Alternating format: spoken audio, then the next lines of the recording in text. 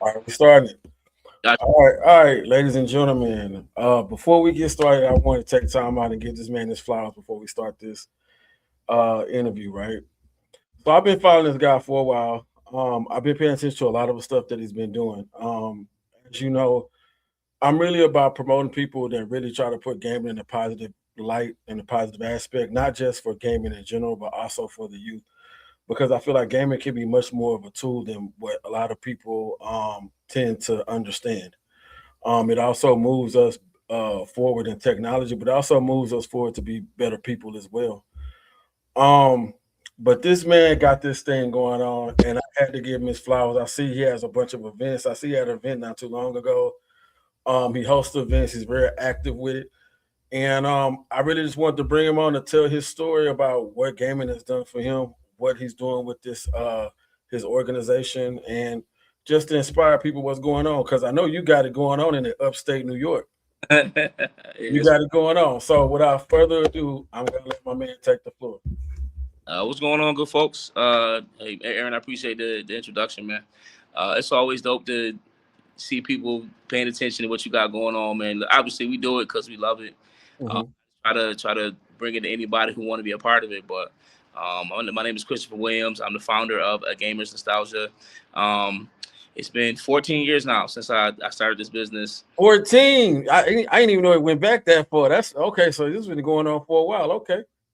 I became an official business in 2012, and I opened my first store in 2014. So it was just I, I'm a gamer, man, and it's going back to the Sega Genesis days, Sega Channel. Oh yeah. We about to go deep with these questions. I got questions. I got questions. So going back there, man, just knowing how much I love to play video games. We had a mall here in Rochester called the Roundaquay Mall, and we had a spot called Timeout, and it was like a little corner, but it had a bunch of arcade machines in there, and so we had X-Men Arcade and Teenage Mutant Ninja Turtles and the Simpsons and the Soul Calibur. And Mortal Kombat, stuff like that, and I would just go in there, man, and just $20 back in the day. That's when like $5 was 20 quarters, and you just felt like you was rich. You could be in Yes. on playing video games. So I would just play in there till my mom told me to come on. It's time to go. So Right. and I'll just I remember my love for gaming started early, man. I loved playing Nintendo stuff like that. But like when I first played, my brother had a sleepover and he brought his Sega Genesis over, and so I that's was the about to ask you that. played. Um, his friend brought his Sega Genesis over, and that's the first time I ever played Sonic the Hedgehog. And I just remember like the sights, the sounds, the music, how crisp everything was. I was Yes. I love this. I want to do this the rest of my life. And I'm pressing buttons. And I didn't even play that good, but the fact that I just played that game and I could not stop. Like when he left, like I felt so sad because he took his Sega with him. And I was like, what am I going to do? Like it was hard to go back to Nintendo after playing that Sega game, man. So that Christmas, my mom actually bought me my Sega Genesis, and I played every chance I could, man. So That's what's up. Yeah, I think because my first game was because actually the way I learned gaming is most people know from other episodes. My mom was actually a gamer before me. oh, nice. So Okay. she brought an Atari home and we were playing Atari. I used to play Asteroids, Mousetrap, Stuff. Yeah. uh, all those games. That's what I started on it, and eventually we got a Nintendo. And then once we got a Nintendo, because originally when we had an Atari, it was a family thing, so it was in the living room, Yep. so everybody had to play it. But then once we got the Nintendo, it kind of gravitated towards my room. So then all the action had to be in my room. You know what I'm saying? But the one thing my mom did was, and was actually I'm passionate about when I say with the youth, is my mom brought gaming to us as a family thing. Like on Sundays, we would all play Mario Brothers together. You know what I'm Mm, saying? Without as a family. You know what I'm saying? That's what we would do on Sundays. And then the thing is, she promoted him. And the thing is, for me, my mom didn't want me to take medication for ADHD. So she felt like using gaming was a way to take me away from that and keep me focused mentally on a sure. lot of different things. And a lot of people don't know that. It's a really good thing for that. Um, so that's how it started with me, man. But it's just good to hear somebody have a story like me. Like, man, I played Sonic, man. I just couldn't get enough. It's crazy work. It's crazy work. So we Yeah. got about the gaming, right? So gaming's nostalgia, right? Mhm. What makes you and it's one thing for it to put a vision in you for gaming and you wanted a game, but what made you decide to feel like you want to pass that on to others? I just like playing games with other people. Even when I was younger, I knew that I like to play with other folks, because like one of the first things I wanted was a multi tap. Back in the day, you had to plug in the Yeah, multiplayer. yeah, you had to sit next to him on the couch. You know what I'm saying? So like we was in that era where like having a 4-player adapter was a big deal. So Big deal, um, big deal. having mine, and it's like all of us could play together, and finding out what games work for it. I found out a long time ago that you had to get a special EA Sports adapter for like Madden. Yeah, yeah, you did. Yeah, yeah. For Madden, NBA, was it Bull versus Blazers and all that. Yep, all them EA titles, and I didn't know that. So here I am trying to use my multi-tap.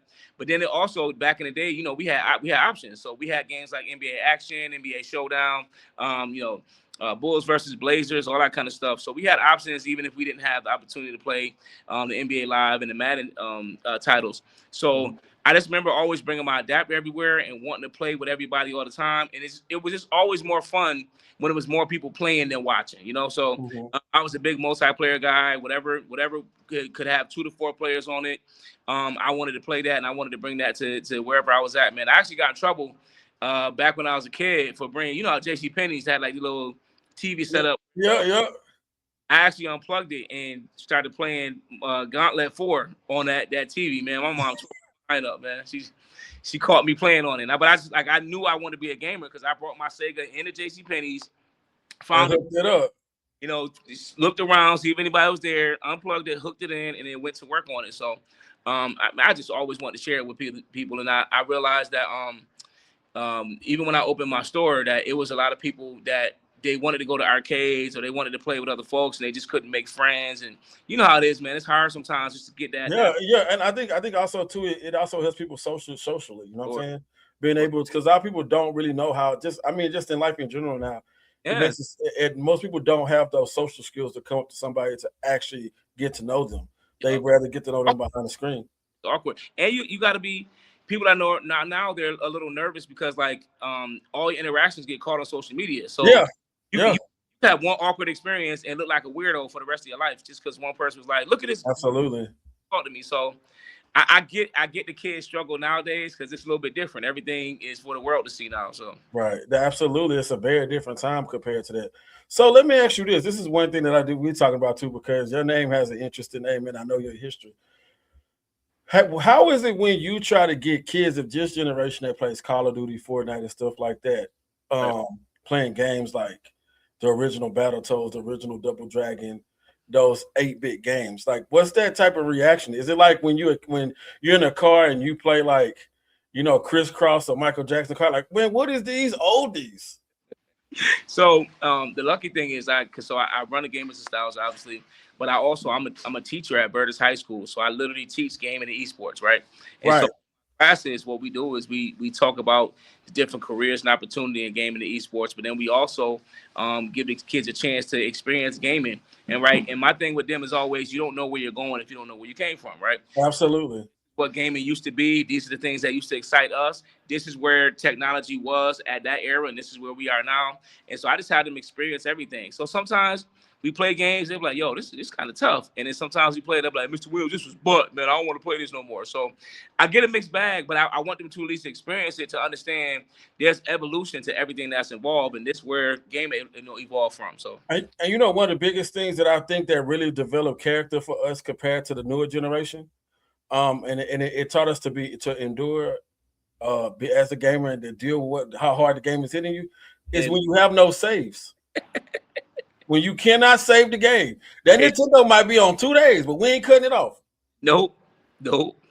Oh my, let me tell you. And then the other games too, the other thing to it with gaming too, I think is I think when it comes to the style of replay value, people play the replay value is different. When we replay games, we just replay games because we just love the game. We didn't replay games just to go back to get other achievements and stuff like that. So a lot of times I think that a lot of times I try to, like, whenever I deal with younger people that play games, to try to play older games, because those games, the way that when you play those games is so simple compared to what it is now, to where you just got the raw essence of the game, not what the game offers. You know what I mean? Yep. I agree. So tell us some of these events that you got going up there, man. Like so, like what? Like let people know what kind of events and what type of events that you do. So I host all type of events, man. I host birthday parties. I do tournaments. We do Roblox events here. I do events where we come in and we kind of educate parents about gaming, and a lot of people don't understand what's going on and why they son, or I say son because I teach at an all boys school, but obviously women game as well. So Mhm. but they don't understand sometimes why their son likes to play this game so much, or why he's so addicted, or what is it about this game that keeps him on it for hours after hours, and sometimes will make him not even lock in on anything else. And I also have to explain to parents, like, sometimes when you can show them that you understand where they're coming from, they're much more likely to rock with you when you ask them to do something else, to go another place and all that. Instead of just be like, "Dad, I'm all every time you on that game, I'm sick to see you on that game," right? So Mhm. I've dealt with a few parents who walk in the door and they see the room, they're impressed by it, but then they're like, "Dang, now my son is gonna come play video games at school now." And I'm like, hold on. There's careers, there's opportunities. He's gonna learn how the industry works. He's gonna learn if he has a place or not in this industry. He's gonna get a chance to try different game mechanics, different game opportunities. Talk about developers. We have people coming from RIT to talk about the way that they had a college experience, number one, and then for those who have moved on to professional fields in the gaming industry, they talk about what they do in the field. Like, this is what Mhm. I do as a 2D designer. This is what I do as a marketer, as an advertiser, as a Right. front facing name, as a CEO, as a CFO, as an assistant manager. So they get a chance to meet people who are actually living a life that they may want to live. So when I explain those things to parents, they're much more open to like what we do here too. Now, obviously, it's a gaming class. You got to get some gaming in. So that last 15, 20, sometimes 25 minutes of class, I let them rock out and do what they got to do. But early on, man, we trying games, we trying mechanics, we talking about the industry, we talking about Mhm. came from, where we at right now. We making predictions about stuff. Listen, it's 2026 already. We started talking about PlayStation 6 and the next version of Xbox. And the thing too is it's so different now because when we were growing up to be your own brand of a gamer was not on the level like it is now. You can walk on and you can make yourself a brand just on social media by the games that you play. Sure can. And people will know you for that and come see you for it and want to talk to you, and we could book events for it and stuff like that, man. It's a whole different monster now. So Right, right. And then the other thing too is that I try to tell people too is that gaming is a lot different than it was back then. Gaming was just gaming. Gaming can be the way that you get through college, through esports and stuff like that. absolutely. Especially, I mean, I'm from Houston, but I live in Minneapolis. Okay. Minneapolis is like the esports capital. Every college team has an esports team. Right. Matter of fact, shout out to University of Minnesota Mankato, man. Y'all out there doing y'all thing on those games and the other surrounding teams in that division, man. I actually got my first dose of esports competitive gaming through them. I actually got an interview that I'm doing with them next week, and we're gonna Okay. talk about that. Good stuff, man. Yeah, actually, I actually used to be a esport head coach at Bryan Stratton College for 3 years. And listen, we were giving out scholarships, man. We talking about $4,000 or $5,000 a semester. Uh, Yeah, Cover people. So even when students came in, we recruited them. We went to high schools. Luckily for me, I knew a lot of folks already. So when we hosted our tournaments and we got 150 people in the building, that helps with recruiting. You know what I'm saying? So when we have right. tournaments and they come in and they see, like, they talk to me like, look, we can give you 4,000 a semester, we can do 5,000, stuff like that, and it was literally paying for people to go to school. So yeah, it's a real thing, man. It's a different monster. I don't know if you noticed, but Syracuse University, they just built this massively beautiful esport. What? I know. Uh, I didn't know about that. Fire, man. It's so fire. I got to get out there. It's been a while, but like they built Syracuse University, like they take it real serious. Now, the originators is really RIT. Like, I got to give RIT the credit because they're the ones who was pushing esports and showing respect and love Yes. 15 years before anybody else cared. Right, right. Yeah, I know. I know. Now that part, I know. That part, I know. They were still clowning it. So I got to give them credit for that. But now everybody's starting to catch up and really build these state-of-the-art facilities about and how to get these players involved in gaming. And they understand, like, this is just the language people talking. And if you don't speak it, you don't get left behind. And you know what was so crazy? The way I first found out about all this is because I play like a lot of Blizzard games, and I play StarCraft, and StarCraft was the national game of Korea. Yep. Like when they come out, it was like an event. When the team come out, they get shaking their hands. They got on these shiny suits like Puff Daddy and Mace, and they out there just and I'm rocked and I don't even I'm like, man, I need to, and that's when I first understood the level of the way gaming was. Is like, man, it's a whole different level to this. Man. We see it on different levels, but one of the things I do is we also for my team, we send players all over the United States, man, so they can understand what gaming and esports look like everywhere. Especially different cultures of gaming too. Sure, and even just on my team alone with the game is Nostaglia, our players, they play in big tournaments like Combo Breaker, they play in Evo, they play in CEO, they play in Frosty Faustings and the Big House and Pound and stuff like that. Frostbite, they play in all these major tournaments and events, and they do well. But we do that because we want them to experience gaming as high as they can. I'm trying to go to DreamHack this year, man. It's a lot. Me too. Yeah. Oh, you know what? That's actually what I'm trying to do. Yeah, and the other thing too is just like, to me, I feel like the way that you're doing it is similar to like kids they play basketball go to AAU. Yeah, it really is, and you think you're great until you go around. So we'll see who else is greater. And you realize, and sometimes you're like, oh, I am great. And then sometimes you're like, okay, I got to put the work in. It's like being really talented. And then he gets around other kids that are talented and they work hard. So it's game in the esports industry, man. Some guys come in, they just naturally good at what they do. And then next they get to people who are like also naturally good, but they're obsessive about their craft. And you could just tell it's head and shoulders between the two. So yeah, because iron sharpens iron for sure. It does. We talk about all So, I'm going to take the subject a little off. Because I try to talk about current events with a lot of people too. Okay. So we all know the major news this week, and I talked about it earlier this week with Xbox changing head divisions. Yes.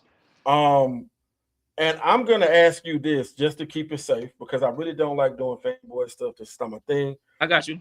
But my thing is, what are some things that you wish that Xbox will bring to the brand or bring back to the brand? The reason why I say bring back to the brand is because my heart got broken when they took the Kinect away, when it was Xbox Snap this, Xbox Snap this. That broke my heart. Yeah, man. It's always tough because one thing I've learned is sometimes you think the answer is clear, and then once you get in that space where they're creating it, it's like, oh crap, that's why y'all went this direction. So I'm one of those people, I don't got nothing against AI, and I understand like if that's the direction we going in, I'd rather us get aboard on it than get left behind and get the scraps of it, because that's something that happens to shout out to Claire Obscure. Yeah, right. And so I always careful about it, because especially with black and brown kids in this, and what we do, they get left behind all the time, man. Yeah, they use it all up, and then they get their hands on it, but it's all broken, beat up. It's not much left. Absolutely, got to squeeze blood out of a rock. So I'm careful with it, because obviously there's a lot of stuff I don't like about it, but there's a lot of good that comes from it too, and I want to make sure that my students, if nothing else, are well versed in what's going on. Absolutely. I hate personally. This is me personally. I hate it when Xbox like put their certain like their flagship games. Oh my God, yeah, because that was the main thing that I had, was every console has an identity. Yep. And the thing is, by you, and it's cool, we're giving Gears away, but they need to create a new identity. The one thing about PlayStation that you can never take away, they might let something go, but they create a new identity. When we first started, it was Sonic. Mm-hmm. It was all of those. They let go of Sonic, then they start bringing in stuff like God of War. Yep. God of War died out. Now they bring in Aloy and all these other characters. And that's the one thing. You have to have something on your console that makes it to where you have to go this console for that. I know people like, oh, finally the console wars are going on. I don't think it was a bad thing. I think just like with humans, they take things too far at times. But I think, like you said, I need a reason to buy Xbox. Right now, there's no reason. Because of games like Fortnite and I think the success of games like Fortnite, Roblox, a lot of multi-plat games, what happens is it made people feel like, well, let's just make sure we in the arms race. But the thing about PC and PlayStation and stuff like that is they always have the identity, plus they have these other games they get into. Absolutely. I along with you, I feel like the same thing. I think Xbox lost its identity. When they moved Halo off, I was like, what are we doing? Right. I had to catch myself. Am I being an old head right now? Am I being like an old ass head? Yeah. Like, yeah. Optimus Prime never became a Decepticon. Never. He would never. He would never. And I was like, okay, because again, each generation got their thing where, and they want to be understood, they want to be respected. We wanted to be understood and respected when we was teenagers and young adults, stuff like that. Yep. So I always try to give that respect, but also I feel like if you Xbox, first of all, the way they fumble Halo is, to me, it's crazy. When everything was going on in Fortnite and everybody was Fortnite in their franchises, when Call of Duty went to went to Warzone and stuff like that, Halo had so many opportunities to like jump right in there, get the skins right, get the Right. collaborations, all that. They just Collaborations is a huge thing, and that's the other thing. Collaborations is a huge thing. come on. Right now, let me tell you something right now. But before we get to this, one thing I want to give Xbox their flowers for, what people really don't understand, is Xbox bought a lot of studios. For sure. And I'm glad they bought a lot of those studios, because a lot of those studios will probably can't afford to make games with the amount of money that we're asking for and the stuff that we are asking for. But being under the Microsoft umbrella, they're funded enough to where they can continue going. Like, you know what I'm saying? A lot of studios study be closing and shutting down because they made one game, and if it flops, that's it. That's true. That's a good point. So, but the thing is, it's like Xbox got all these studios. So, one thing I hope is that they can collaborate those games. There's no reason that you cannot collaborate Slayer and Master Chief in a game now. There's no reason. There's so many opportunities. So many collaborations now. You got World of Warcraft, which is one of my favorite games. You got all these under your umbrella, so you can collab so much stuff. I think that they have so much stuff that they've acquired, and like I said, I think that them giving up Gears and Forza and Halo, the main bread and butter 3 games, but they need a new face of something for this next generation. And I think Xbox was so busy trying to make sure that they were everywhere that they left their fan base feel like they were nowhere. Right. That's the problem, because you have to make like your core folks got to be happy, right? And you can't do everything for everybody. I think it's not realistic. Even with my tournaments and events, there's always somebody who has a complaint. Yes. Monitor, it wasn't 60 FPS. Or these controllers, I don't like that. Oh, it was very cold in the event. It was always something that people come up with. And it's part of the territory, so you can't make everybody happy. Right, and as long as you got complaints, that means you got something to work on. You're doing something, and I had to realize that too, because I used to take it personal. You know what I'm saying? Because this is what I do. I'm like, God, yeah. Right, but negativity isn't. But the thing is, I feel like too, the biggest lesson coming failures than success, because you have something to work on. For sure, and you have to, like, when you get over the emotion of what it is, you have to ask yourself. And I started to asking my team, is this true? Is this true? Whatever the complaint was, is it true? If it is, let's make it false. And if it's not, leave it where it is, right? Absolutely. Way different now. You know what I'm saying? Yeah. So we're gonna get into these questions, these this or that's I got for you. I got these just to see how far you is into the game of gaming. Right. We're gonna start off with one that I know that if you've been gaming, this is one we can talk about. Okay. So the first one is Chrono Trigger or Breath of Fire 2? If you'd have said Breath of Fire 3, I'd have gave it to you. Chrono Trigger. Okay. Guile or Sub-Zero? Sub-Zero. Kane or Raziel?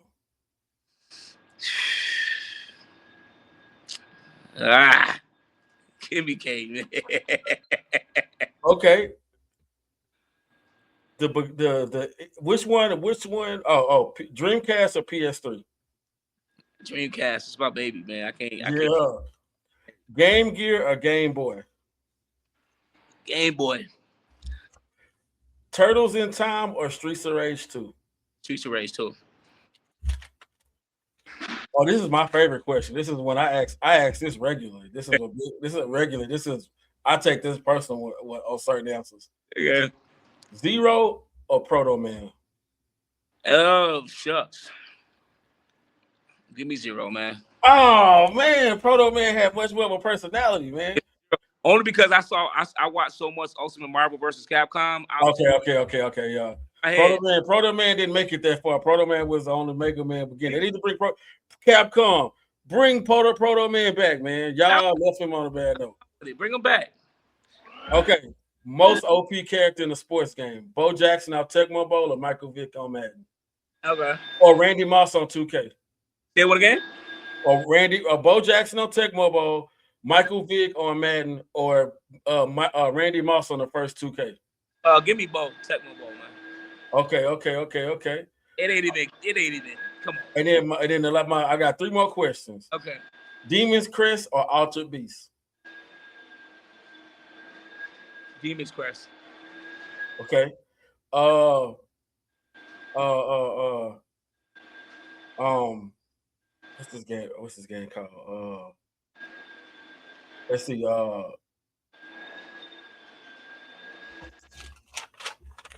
got a bunch of them. I'm trying to pick 2 more. I get it. You gotta get to it.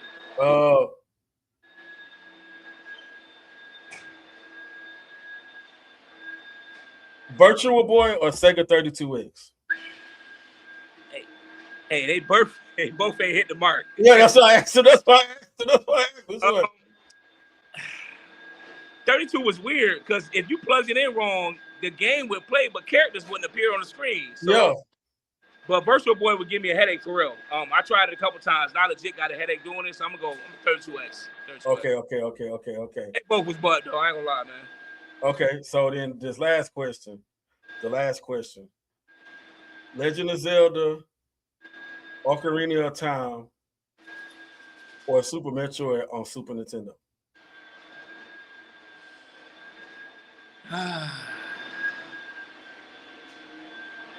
Ocarina of Time ain't even my favorite, but it's so good. It was good.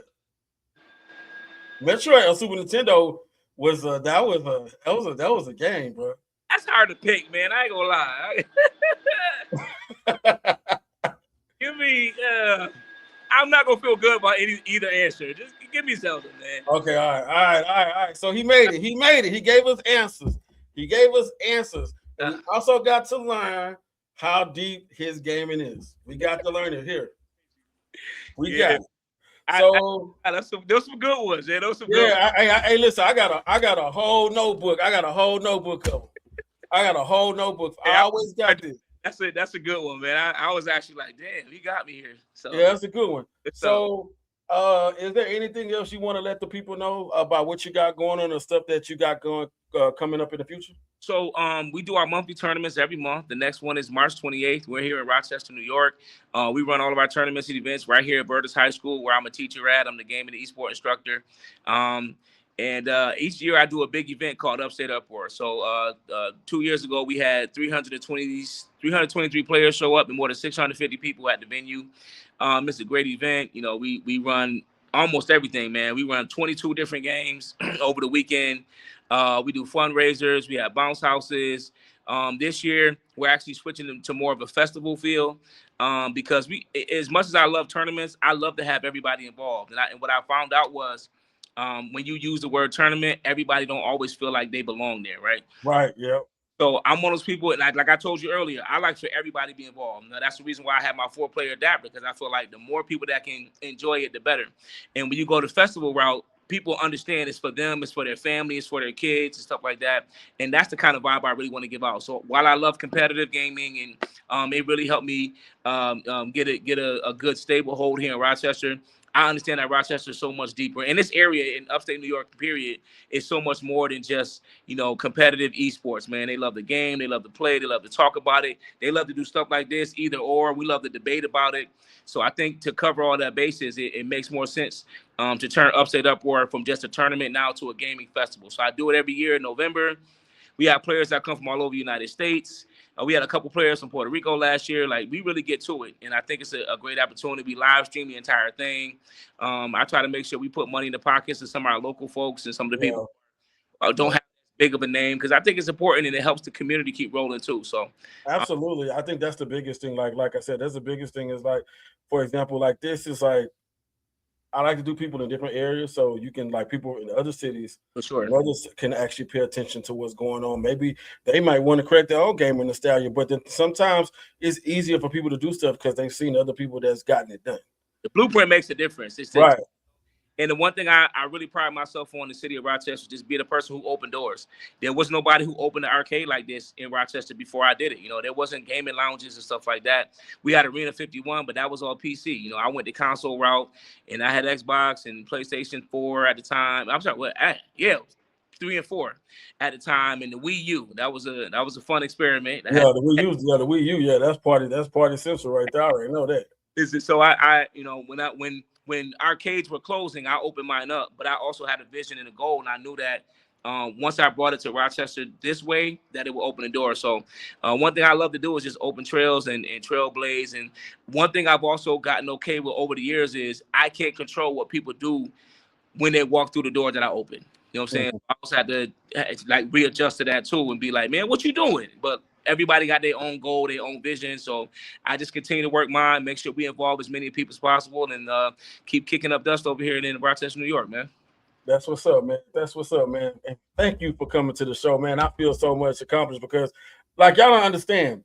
I've been watching this guy for like, you know, and you know, most people can't admit it. I admit it, bro. I'm a studier of people. I appreciate. And I've been watching this guy for a minute, man. I've been watching all this stuff that he got going on.